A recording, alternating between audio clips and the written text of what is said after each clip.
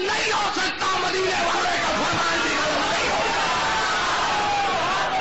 نعرہ تکبیر، نعرہ تحقیق، نعرہ حیدری۔ عرض کیا کر رہا ہوں؟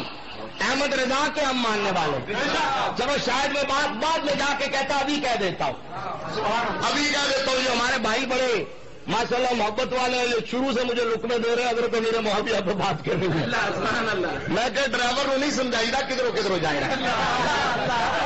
البتہ اگر نال والی سیٹ پہ دوسرا بھی ڈرائیور ہوئے نا نوری صاحب ورگا پھر ٹھیک ہے، کیونکہ آپ بھی ڈرائیور نے، انہوں نے پتا ہے کہڑی اپا کڈنیا نے تو کہڑی سیدھیاں راہ نے، وہ سمجھا سکتے ہیں۔ میں ابھی یہاں بات کر دیتا ہوں، میں نے احمد رضا کی عظمت کی بات کیوں کی؟ احمد رضا نے نظریہ کیسا دیا ہے؟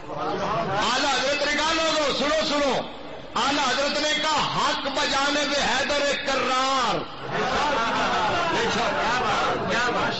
انہوں نے کہا جنگ صفین میں جب ایک دوسرے کے مقابلے دونوں صحابی ہیں اور دونوں حق پر، اور اگر آگے جانے میں بیلیوں کی کتاب سے ثابت کروں گا کہ حضرت مولا کائنات رضی اللہ تعالیٰ عنہ نے فرمایا ہے کہ جو ادھر سے شہید ہوئے وہ بھی جنتی ہے، جو ادھر شہید ہوئے وہ بھی جنتی ہے۔ حضرت علی نے فرمایا تمہارا کیا خیال ہے؟ مولا کائنات نے فرمایا ہم اس لیے نہیں لڑ رہے کہ ہم امیر معاویہ کے گروہ کو معاذ اللہ کافر سمجھتے ہیں، سبحان اللہ، نہ وہ اس لیے لڑ رہے ہیں کہ ہمیں کافر سمجھتے ہیں۔ فرق یہ ہے کہ انہوں نے اپنے آپ کو حق پہ سمجھا ہے، ہم نے اپنے آپ کو حق پہ سمجھا ہے، دونوں نے اجتہاد کیا ہے، اور علماء موجود ہے اگر مجتہد کا اجتہاد غلط بھی ہو جائے اللہ کی بارگاہ سے اجر ملتا ہے، اگر صحیح ہو جائے میرا رب ڈبل اجر عطا فرماتا ہے۔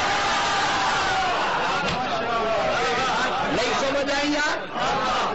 حضرت امیر معاویہ کا اجتہاد غلط ہو گیا لیکن اجر ہے، ماجور انہیں حدیث رسول میں کہا گیا، وہ اللہ کی بارگاہ سے انہیں اجر ہے، حضرت علی کو ڈبل اجر ہے۔ اب جملہ کیا ہے اعلیٰ حضرت کا؟ کتنا پاکیزہ اور کتنا محتاط جملہ ہے۔ نوری صاحب بیٹھے ہوئے کہ چلے گئے؟ نظر نہیں آ رہے؟ اچھا، کتنا پاکیزہ جملہ ہے، کتنا محتاط جملہ ہے، ریفت اور خروج کی جڑیں اکھیڑنے والا، خارجیت کے تابوت میں آخری تیر اور رافضیت کی کمر کو بیکھو بن سے اکھیڑنے والا جملہ امام احمد رضا کا ہے۔ اور احمد رضا پل صراط سے گزرا کس طرح؟ احمد رضا پل صراط سے گزرا کس طرح ہے؟ احمد رضا نے کہا حق بجانے میں حیدر کرار۔ جنہوں نے سمجھ آئی ہو آپ کو سبحان اللہ، باقی گھر جا کے سوچنا کہ کیا کیے مولانا صاحب نے، جنہوں نے سمجھ آئی ہو آپ کو سبحان اللہ۔ اعلیٰ حضرت نے کہا حق بجانے میں حیدر کرار، حق بجانے میں حیدر کرار۔ حق تو علی کی طرف ہے، علی حق کی طرف ہے، لیکن سنو یہاں بات مکمل نہیں ہوتی۔ حق بجانے لوگ صرف اتنا کہتے ہیں، وہ لوگ یہاں رک جاتے ہیں، اگلی بات نہیں کرتے۔ میں نے وہاں بھی کہا تھا محرم میں، میں نے کہا میں نے ایک ذاکر کو سنا، وہ کہہ رہا تھا کہ علی کی عظمتوں کا اندازہ کون لگائے کہ علی سیرے سے جا کے نبی کے گھر میں گیا۔ میں نے کہا ہم تو خوش ہوئے اس بات سے، نہیں سمجھ آئی؟ میں نے کہا ہم تو اس بات سے خوش ہوئے، میں نے کہا ہم بھی کہتے ہیں علی کی عظمتوں کا اندازہ کون لگائے، وہ سیرے سے جا کے نبی کے گھر میں گیا، لیکن یہ جملہ نامکمل ہے۔ میں نے کہا علی کی عظمتوں کا اندازہ کون لگائے جو سیرے سے جا کے نبی کے گھر میں گیا، تو اس عثمان کی عظمتوں کا اندازہ کون لگائے جو 2 بار سیرے سے جا کے نبی کے گھر میں گیا۔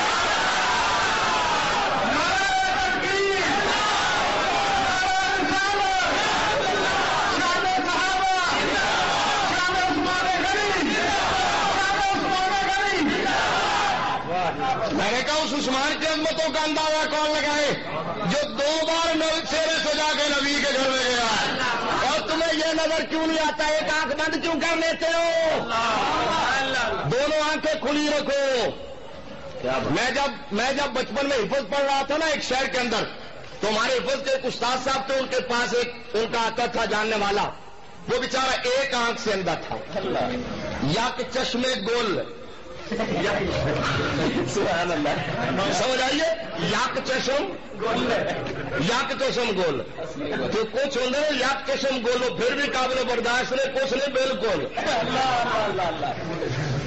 وہ ناقابل برداشت. ایک آنکھ وہ نہیں سی تو جدو آتا سی نا تو سارے وہ آپ صاحب کہتے استاد جڑے سن کہتے دیکھو راؤ صاحب جدو ادھر آ رہے ہوں نے انج آ رہے ہوں ادھر والا بازار بند ہوتا ہے, جب جا رہے ہوں ادھر والا بازار بند ہوتا ہے.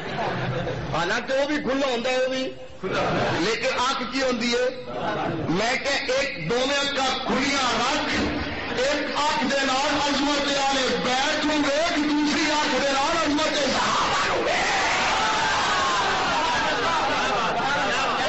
بیڑا پار ہوئے گا. آل سنت کا ہے بیڑا پار, آل سنت کا ہے بیڑا پار. اصحاب رسول آل سنت کا ہے بیڑا پار.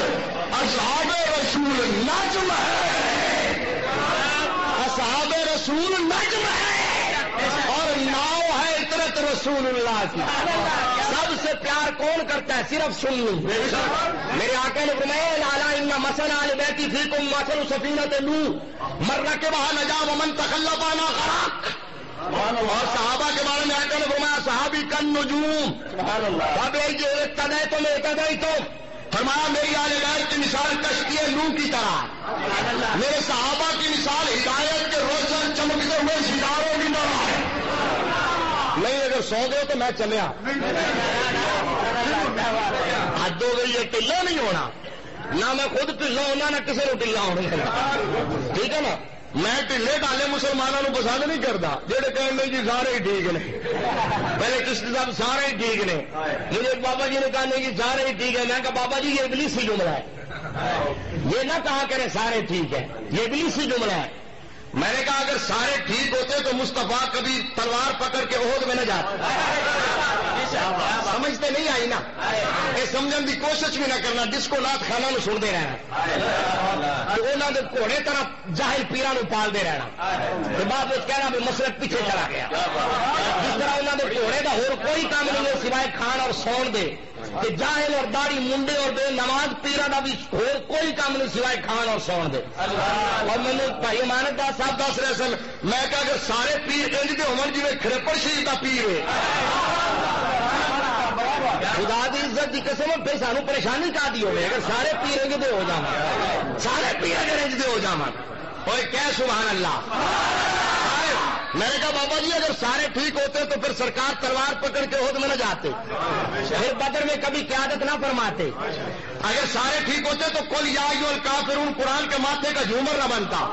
اگر سارے ٹھیک ہوتے تو تبت یدا ابی لہب وتب قرآن کے سینے کا میڈل نہ بنتا.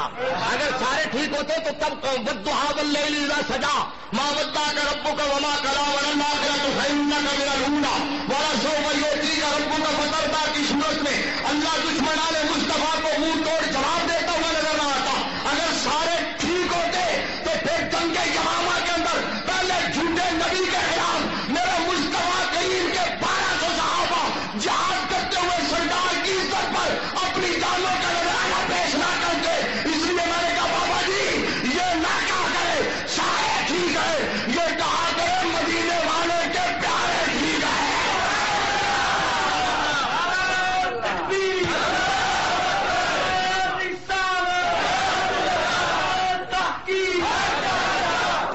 میں نے کہا یہ نہ کہا کرے سارے ٹھیک ہے, واپس آ جاؤ. بات کیا کر رہا ہوں, بات یہ کر رہا ہوں کہ وہ ایک طرف سے گیا بازار بند, دونوں آنکھیں کھلی رکھو. میرے آقا نے فرمایا میری اہل بیت کشتی نوح کی طرح, صحابہ ہدایت کے روشن چمکتے ہوئے ستارے. میں یہ بات تو حدیث صاحب نے باہر سنی ہے, میں نتیجہ نکالنا چاہتا ہوں. سرکار نے اپنی اہل بیت کو کشتی کے ساتھ کیوں تشبیہ دی, کیوں مثال دی؟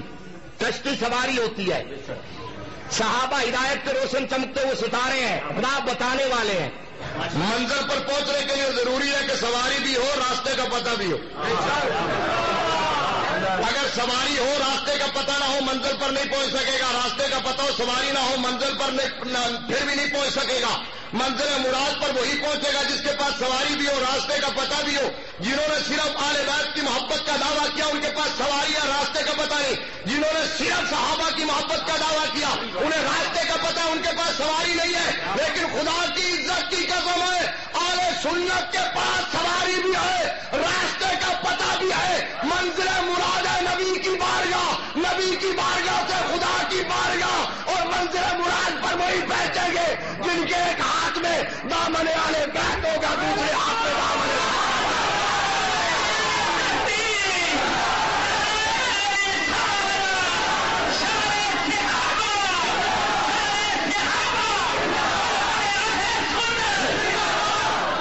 اعلیٰ حضرت نے کوئی چھوٹی سی بات کہی ہے؟